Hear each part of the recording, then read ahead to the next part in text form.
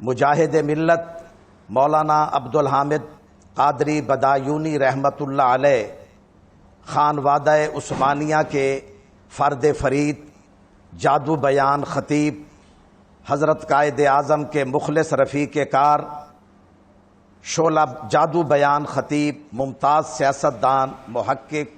مفسر، محدث اور ایک عظیم روحانی اور علمی پیشوا بھی تھے۔ آپ نے تحریک خلافت کے پلیٹ فارم پر سن 1914 میں اپنی سیاسی زندگی کا آغاز فرمایا اور مولانا شوکت علی، مولانا آزاد سبحانی، مولانا حسرت موہانی اور اپنے بڑے بھائی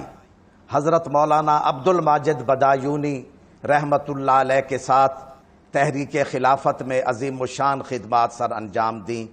بلکہ میں تو آپ کی خدمت میں یہ عرض کروں گا کہ کوئی پروگرام آپ کے بڑے بھائی مولانا عبد الماجد بدایونی رحمۃ اللہ علیہ کی خدمات پر بھی پیش کریں۔ مولانا بدایونی رحمۃ اللہ علیہ آل انڈیا خلافت کمیٹی، حالانکہ اس وقت آپ کی عمر 16 سال تھی، 1898 میں آپ کی پیدائش ہے، 1914 میں اپنی سیاسی زندگی کا آغاز فرما رہے ہیں، 16 سال کی عمر میں آل انڈیا خلافت کمیٹی کے ممبر بھی ہیں اور ڈسٹرکٹ خلافت کمیٹی بدایوں کے جنرل سیکریٹری بھی تھے۔ اتنی عظیم شخصیات کے ساتھ آپ نے خدمات سر انجام دیں اور آل انڈیا مسلم لیگ کے اجلاس میں پہلی مرتبہ سن 1918 میں آپ نے شرکت فرمائی اور یہ اجلاس دہلی میں منعقد ہوا تھا شیر بنگال مولوی اے کے فضل الحق کی صدارت میں، اور اس اجلاس کی خصوصیت یہ تھی کہ اس اجلاس میں پہلی مرتبہ بر صغیر کے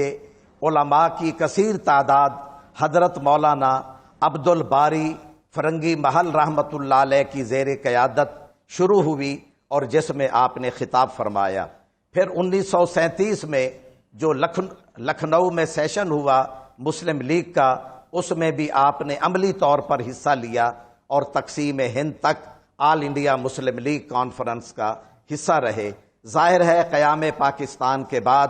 پھر جب مسلم لیگ کے اجلاس میں شرکت کے لیے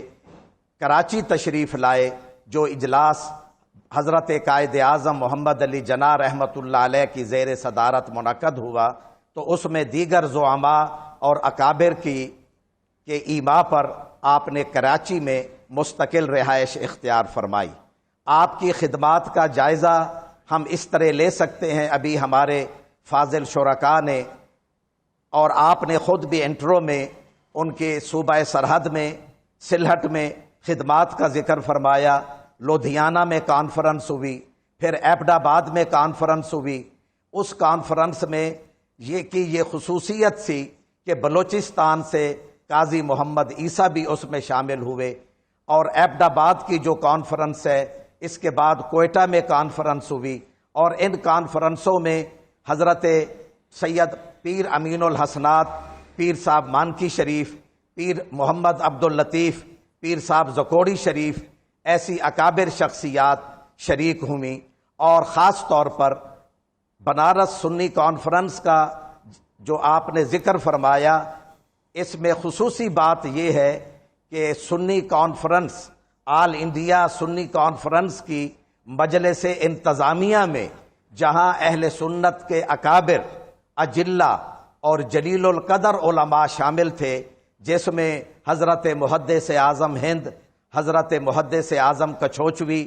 مفتی اعظم ہند، شہزادہ اعلیٰ حضرت مولانا مفتی شاہ مصطفیٰ رضا خان بریلوی، اور یہ اکابر تھے۔ اس میں ایک ممبر حضرت مولانا عبدالحامد بدایونی رحمۃ اللہ علیہ بھی تھے، اور یہ کانفرنس ان اکابر کی خدمات جلیلہ، ان کی جد و جہد اور سعی پہم کے پیش نظر قیام پاکستان کے حق میں یہ سنگ میل ثابت ہوئی۔